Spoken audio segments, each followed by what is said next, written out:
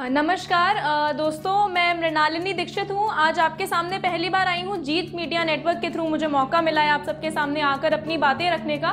तो चलिए मैं शुरू करती हूँ अपनी तरफ से एक बहुत ही छोटा सा प्यारा सा लेकिन मीठा सा टॉपिक, क्योंकि आप सब देख ही रहे हैं कि देश में किस तरीके की कड़वाहट का माहौल है। तो उस बीच में मैं आपके सामने एक छोटा सा मीठा सा प्यारा सा टॉपिक लेकर आई हूँ चर्चा के लिए। तो बिना देरी करे चलिए शुरुआत करते हैं और उस पर बात करते हैं।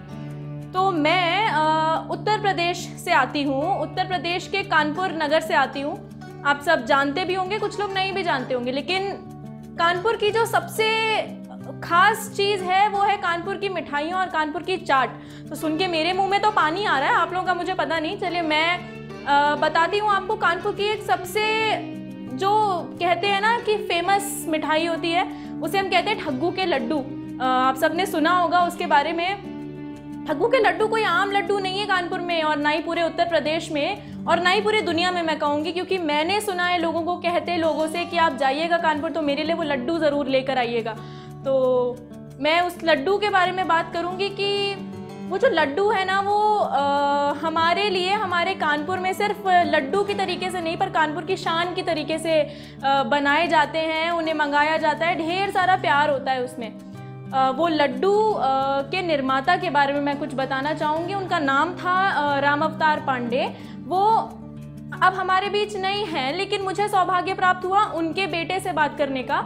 2 बेटे हैं उनके, तो मुझे उनके छोटे बेटे से बात करने का सौभाग्य प्राप्त हुआ। उन्होंने मुझे बताया कि जो राम अवतार पांडे थे वो गांधी जी के पद चिन्हों पर चलने वाले थे। तो गांधी जी कहते थे कि शक्कर तो मीठा जहर है, और इन लड्डुओं में जो है वो शक्कर घोल घोल कर भरते हैं। इसलिए इन्होंने खुद को ठग्गू कहलाना चालू कर दिया, क्योंकि ये ऐसा मानते हैं कि अगर हम अपनी जनता को इतना सारा मीठा मीठा जहर खिला रहे हैं तो हम ठग्गू ही तो हैं। तो अपने आप को ये ठग्गू कहलाते हैं, और इसलिए इन लड्डुओं को ठग्गू के लड्डू कहलाया जाता है। सिर्फ लड्डू ही नहीं, ये कुल्फ़ी भी बेचते हैं, जिसे एक बड़ा ही अजीब सा बदनाम कुल्फ़ी का नाम दिया है इन्होंने। बदनाम इसलिए क्योंकि सड़क पे बिकती है, ऐसा इनका कहना है कि वो कुल्फ़ी जो है वो सड़क पे बिकती है, और सड़क पे बिकने वाली किसी भी चीज़ की कोई इज्जत नहीं होती, तो उसे हम बदनाम कुल्फ़ी का नाम दे देते हैं।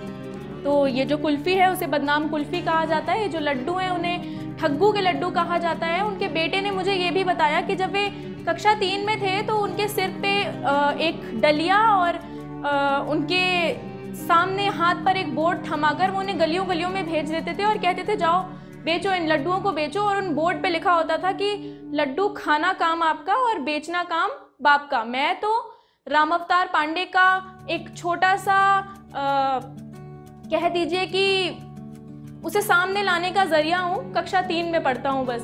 तो इस तरीके से उन्होंने अपना जो है वो लड्डुओं को बेचने का सिलसिला शुरू किया था, जो अभी तक चलता हुआ आ रहा है। मानिए मेरी बात, आप कानपुर में जाकर देखेंगे तो यूं लंबी लाइन लगी रहती है कि बस पूछे मत।